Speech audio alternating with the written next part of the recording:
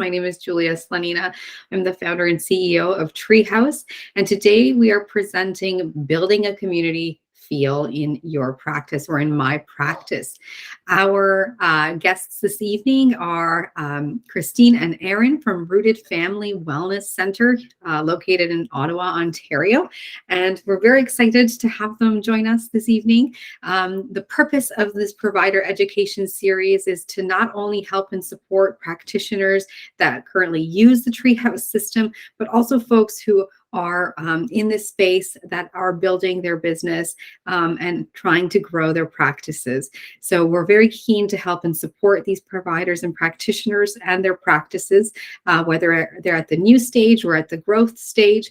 And Treehouse is there to really help and support them with the software that they need and require. So with that, let's move on to the next slide.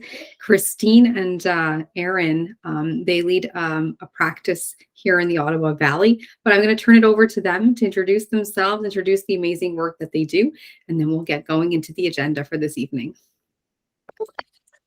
Hi, I'm Christine Crook. I'm one of the co-founders here at Rooted Family Wellness Center, and I have worked as a birth and a postpartum doula for the last 10 years.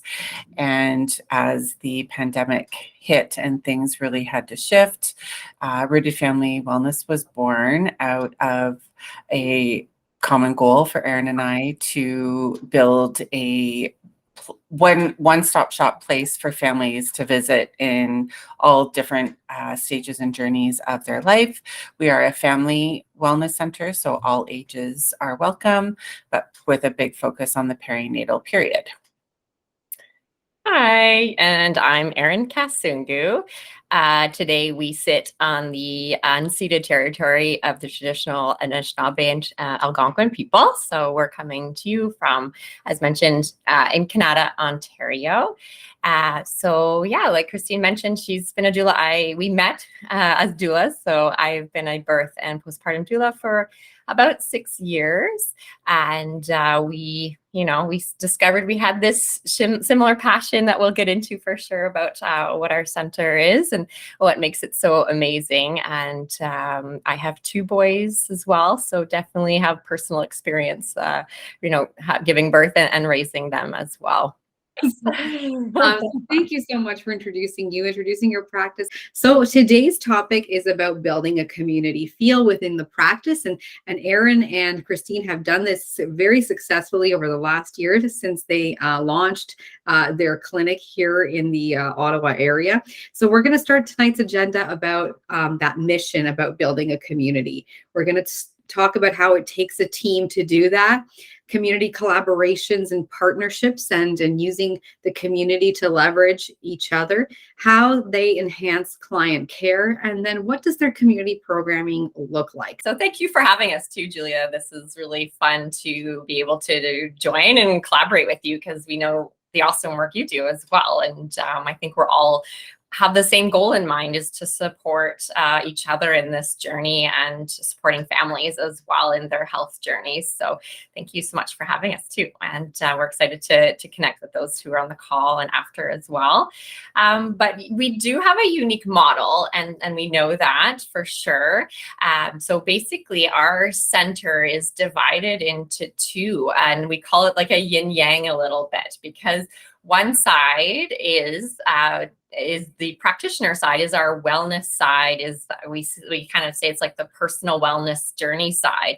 And so we have services such as naturopathic care. We've got a sleep consultant. We've got lactation consultants. We've got nutritionists. We've got a chiropractors, plural. We've got osteopaths, registered massage therapists, reflexologists, pelvic floor physiotherapists, and we've got mental health counselors as well. It keeps growing. So this side is focused on that personal wellness. So people come in and get the services that they would traditionally get in a clinic.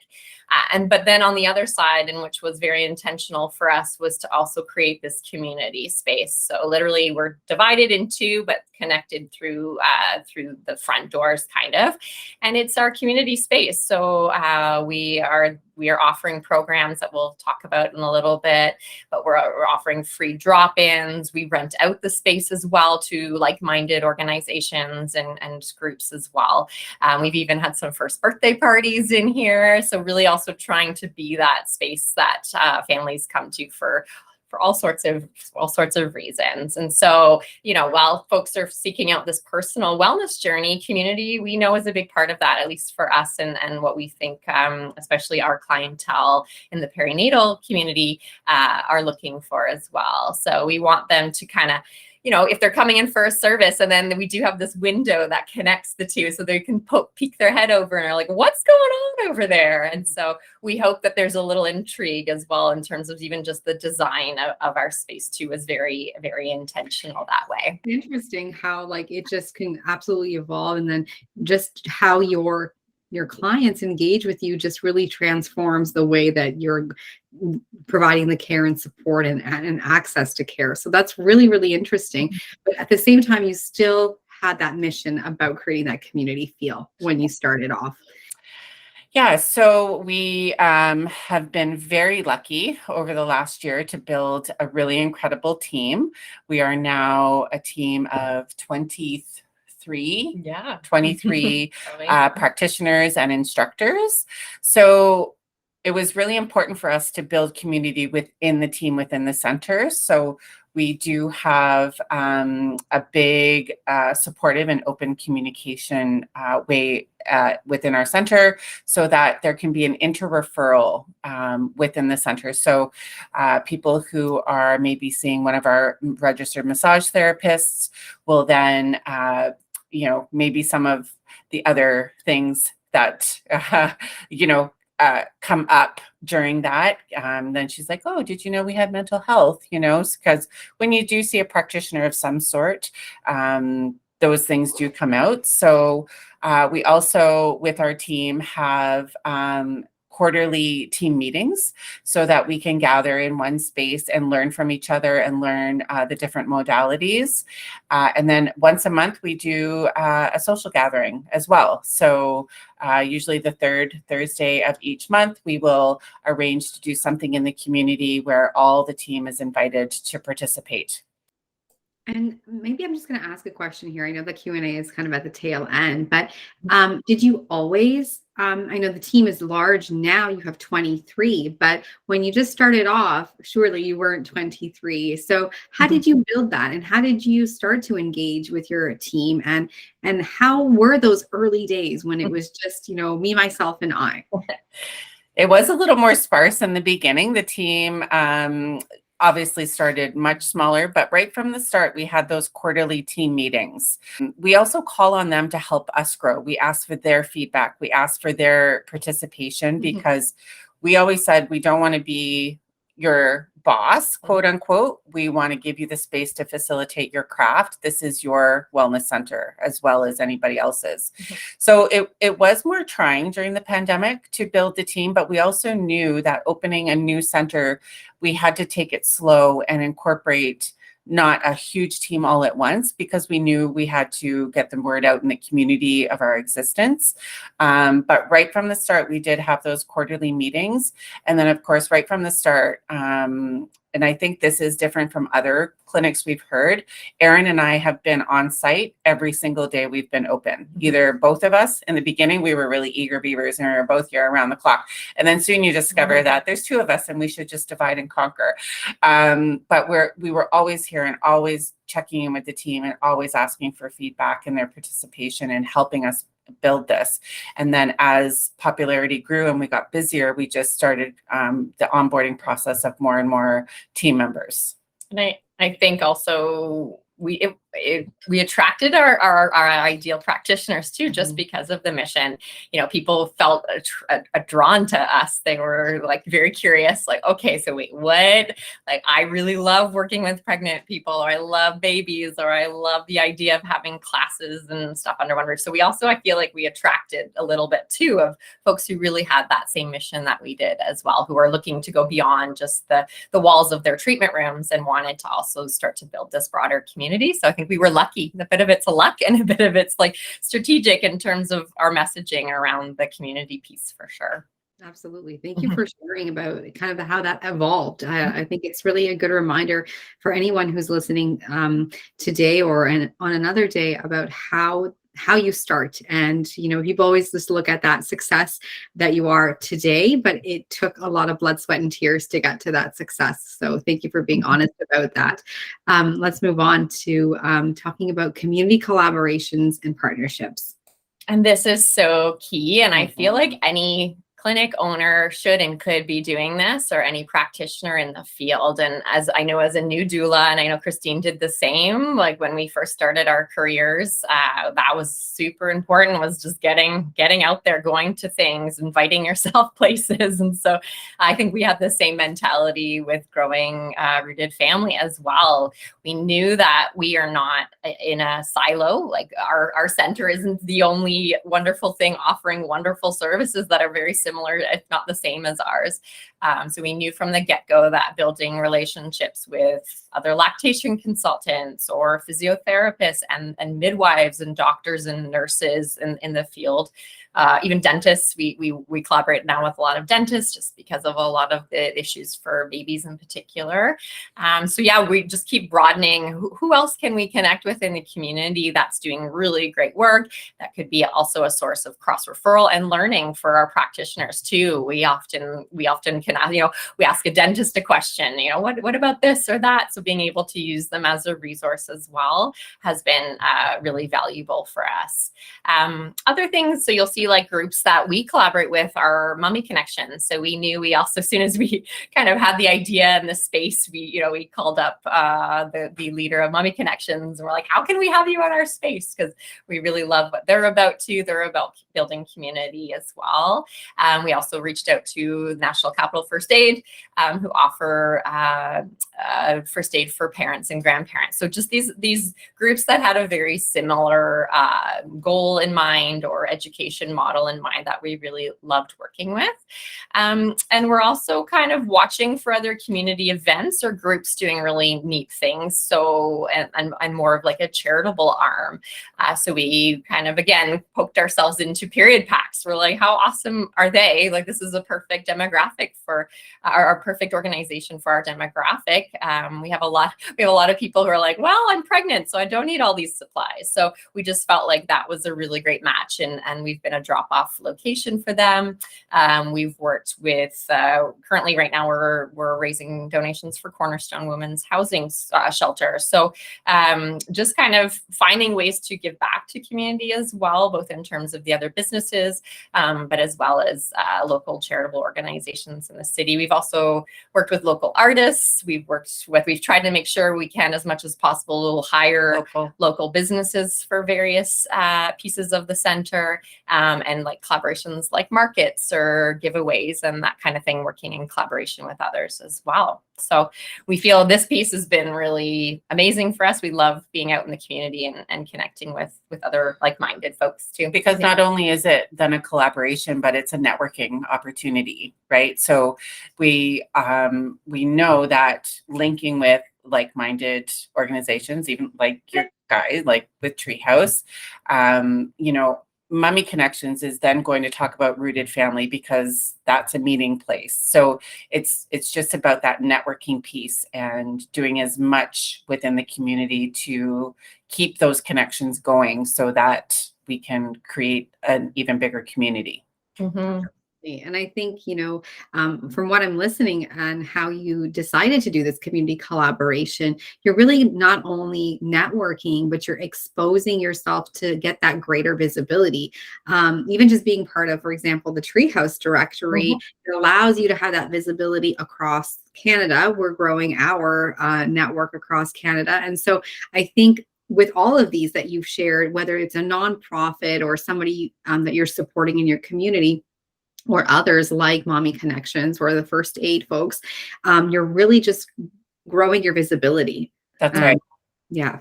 Yeah, exactly. Yeah, and trust, right? We know that building trust takes time, and we knew that. I think I had less patience than Christine. I was like, I want everyone to come now, right? So I think that long game isn't just like people will or organizations will trust you right away. You do have to have some track record behind you, and so relationships take time and trust takes time. So we know that, and we feel like even within this year, I'm surprised at how far we've gone. So I can't wait for the next many years. So. It's a great reminder as well to people who are watching and listening about how this is really not a sprint. It's a marathon when you're growing your practice, and to be patient and to lean on people like these community collaborators or partners to help you. Exactly. Yeah, exactly. And we, another kind of word of advice is don't see others as competition, right? I think that's the other piece. There's so much need in our area, at least, and I know many other places across Canada for this type of services or for maternal health care or others that are being offered through Treehouse. But I just feel like if we can work together and collaborate, and that's why we love Treehouse so much too. It's like we understand that we're all in this together and we're all here to make a big difference and a big change in the lives of families across the country. So that's also driven us too, is like really coming from a place of collaboration versus competition. Absolutely. That's a great reminder. You're not going to change healthcare overnight by one person. It's going to take really all of us to make that change and that mindset as well. Let's move on to the next slide. And that one is specific to how you enhance client care and how you started and where you've gotten to today. So to enhance our client care, I think our biggest focus from the beginning has been to offer such a well-rounded offerings. So, for the mind and body connection, like we said, the wellness side versus the community side linked together. So the issues are in the tissues, like that person laying on the table with the RMT who then, maybe starts talking about some things that are bothering them, and then that RMT knowing that maybe this is beyond what I can help them with, and then suggesting. So by our practitioners knowing what's within the center and knowing what they can refer to, that enhances our clients' care, because then we have one client seeing multiple practitioners, and then they're getting the care that they need. Basically, when they come in, they trust that practitioner. And if that practitioner is then saying, this is something you should try to do, or, the chiropractor is like, you need to go see a massage therapist before you come back on my table because you're, this, and this, that is them knowing that they can trust that practitioner and knowing that where they're being sent to is also trustworthy. But we also have something called the green couch effect, which you can see the photo here of one of our lovely clients. She's unpacked. She's unpacked. She's breastfeeding her baby, but our reception desk is right there beside that green couch. So we deliberately had a very comfy spot for families to land while they're waiting for their appointment, or if they need to just feed baby, and then we get to engage with them.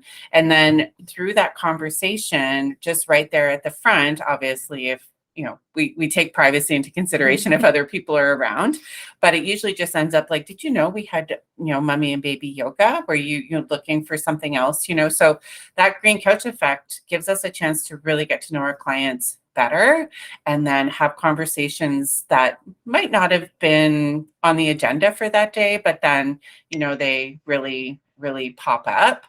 Of course, because of our very niche center, all babies are welcome, which is a big barrier for a lot of families looking for health support.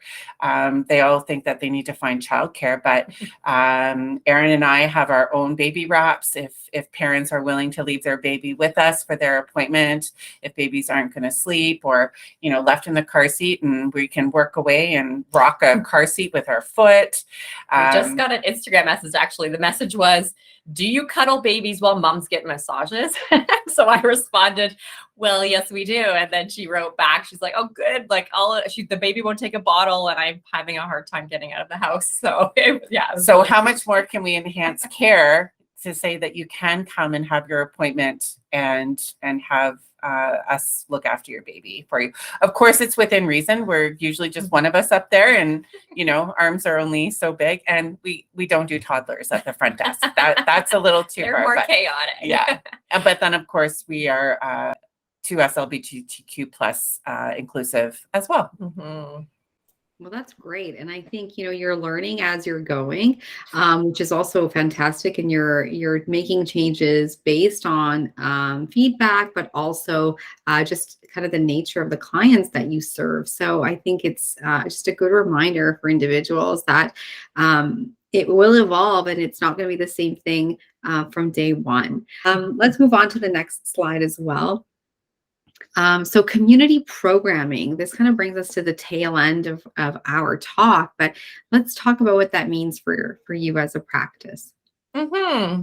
So, and just to give folks an idea, so I described the services side, and then our community side, we offer, so you'll see in the photo here, we do offer fitness. So fitness and yoga, mostly, again, focused on fertility, pregnancy, and postpartum. So we do have a lot of fitness offerings. We do have one for children between the ages of 3 and 5 as well. So trying to keep kind of offering as children grow, keeping them kind of under the roof as well, which has been really fun too. We also offer prenatal classes. We're offering a speech therapy group as well as a mental health group, as Christine mentioned earlier. We're offering a free baby cafe. So that's another part of our community piece. We thought that would be important to just have a drop-in, low barrier. We did have to have free registration during COVID to cap numbers, but now it's wide open. So every Thursday at 10 a.m., just having that kind of consistency and having a group of moms. Dads are welcome, but we've only had moms come for a cup of coffee or tea and just really hang out. So again, kind of being that space where folks can just show up and how they want to, whether it's fitness, whether it's mindfulness, whether it's just getting a coffee with some other moms in the center. So we offer a lot of that kind of programming, and we find that again, that yin and yang of the center, we're building awareness, and so a lot of moms or dads or partners are wondering, I walk in and then they're hearing, what's a pelvic floor therapist? In one of the groups, what did you say? Oh, I might need that. Right. So by kind of that informal channels, as people speak about maybe the services they're having or struggles they're having, finding either having solutions for them or them kind of chatting about the other things they're doing in this space really makes a big difference in terms of that kind of community feel as to accessing some of our services and programs and others in the city as well. So being able to talk about many other things. So we find that, especially I knew as a new mom, I didn't really know I should have seen a pelvic floor therapist, unless someone hit me over the head with it, right? So by walking in here and that being mentioned or finding out about things that you didn't even know existed, or you could have helped you along your journey, I think is really important and part of the community programming. And so quite often, for example, our yoga class, our prenatal yoga class, the yoga instructor will invite many of our practitioners over there to speak. So there'll be, 20 minutes where one of our practitioners will be able to talk about what they offer and how it could benefit them. So we're able to kind of use that space also as an education platform for our practitioners as well. And we try and make it a judgment-free zone, inclusive. People can come in a hot mess. Not have slept very well, maybe just had enough energy to throw on maybe a pair of pants and, got out of their pajamas. So we know people aren't coming maybe as their best selves. So really trying to create this judgment-free zone, educating our practitioners around that, being really opening and welcoming to everyone into that space. So, and the other point on there is practitioners need love too. So we do encourage them to take advantage of some of the programming. So again, not all of them are going to be taking advantage of a pregnancy or postpartum class, but we do have other groups. Like we have a beautiful woman who comes and does singing bowl therapy. And so again, just making sure that our practitioners are aware of some of the other programming that is run out of our center that's more of like a rental model than our own programming as well. That's really, really great. I think just being able to offer that comprehensive type of programming is really great for the community. And then as you had mentioned as well, you probably started off with very different programming than you are at today. So reminding folks that as they grow their practice, it evolves and it's a learning experience. And then you start to network and grow your connections and more things become available. As doulas over the last however many years, gathering those families together in one space to have each other to talk to was definitely one of our, when Baby Cafe filled up for the first time, it was just like one of our proudest moments here. Yeah. Thank you. So this brings us really to the tail end of our discussion, how to build a community feel in your practice. We've gone through a lot of amazing topics. Before we jump into our Q&A, I encourage you to connect with Erin and Christine. Follow them at Rooted Wellness Center. Follow us at Treehouse for programming like this so that you can continue to learn. And so with that, let's jump right into our Q&A. I do have some questions that we also received from folks beforehand. Now, Rooted Wellness Center is a live physical location. Do you have any tips or suggestions on how to build your community virtually if you don't have a brick and mortar? Well, the pandemic gave us no choice. So basically building the virtual end of it is basically around just offering. So when we couldn't do Baby Cafe live, we then put out to our community over social media that we would be doing a virtual Baby Cafe. And then we used Zoom like so many other people were doing at that time. But we have talked, even now that things are opening up and we have everything in person, most everything in person, we do still have some practitioners who are only offering virtual offerings. And we do have some exercise classes that we have seen the demand grow for access to a virtual option, even if it wasn't set up initially because of illness and moms who need to stay home with older children, but would still really love to participate in yoga at home.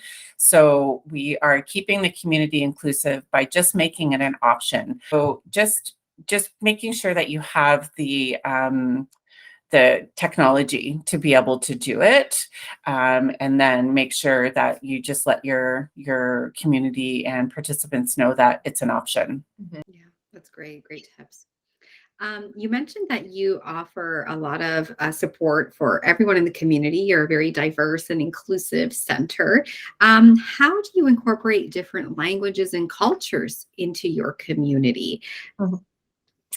Well, we have a very diverse team. So I guess that was a goal of ours as well, to make sure that we were inclusive in getting practitioners as well. So I think we have 7 languages between everyone, like 7 different languages for all the practitioners right now going and growing. So that's kind of leading us in terms of just making sure that we're able to provide some services and make sure that's on our website, right? And have that available. So that's been really, really important to us as well. And I guess for us too, just growing and constantly learning how to include and be culturally appropriate for others as well. And, keep learning and growing to make sure that our space is inclusive and welcoming as well. Great. We have a question coming in from our viewer. I'm going to read it out loud just so that everybody can hear it as well. I have a client right now that is a single parent with twins. The twin part was definitely unexpected. Do you have any experience with free services that might accommodate her? She's definitely welcome to bring her twins to anything she comes at our center. She could definitely come to Baby Cafe. That is a no fee gathering every Thursday morning. And of course, the twins are welcome.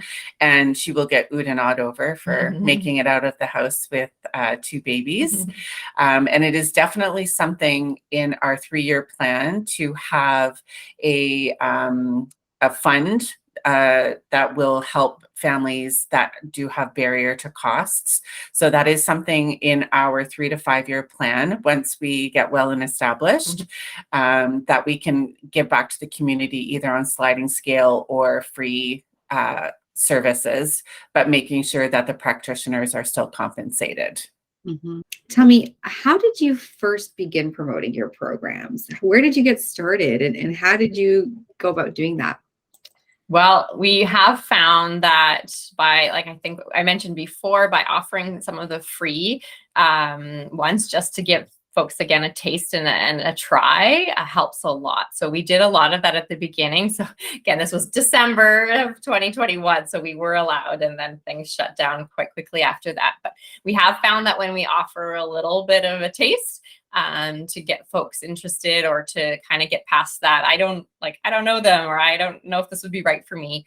So giving folks a little teaser, a little taste of what the service is and or of the class is, I think that it always seems to help a lot. So we did a lot of just free promotional. We find that doing little educational reels, so social media is really helpful as well, we find, just in terms of promotion. And often we find just seeing someone's face and hearing them speak is that beginning of building trust. So our mental health counselor, she's so lovely, and every time we speak with her, you just want to sit in her arms and get a big hug from her. So we want folks to see that. Like, we want to see how awesome she is. So we deeply encourage our practitioners to help us with some, reels or a little bit of social, just to make sure we're getting them out there so that people can also see how amazing they are. Great.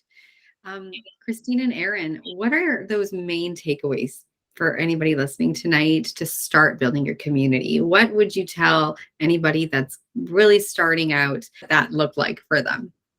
Well, we have the means by computer and websites and Facebook and all of those things. It is really about getting yourself out there and networking. If you can't find something that you think should be happening, start it yourself. So the networking piece within the community, that's how you build your own community, is getting out there. And COVID has really put a bit of a damper on that over the last couple of years. But just really introduce yourself to someone on Facebook. Can we go have coffee? Can I learn about what you do so you can learn about what I do? You have to really just take that step forward and not think from a scarcity point of view, but a plentiful point of view, and open your community by sharing yourself and your offerings with others. Thank you so much. You've shared wonderful takeaways, some great suggestions, some learned experiences that I think are incredibly valuable. And I really, really wanted to thank you for taking the time to provide such a wealth of information and knowledge to everyone listening.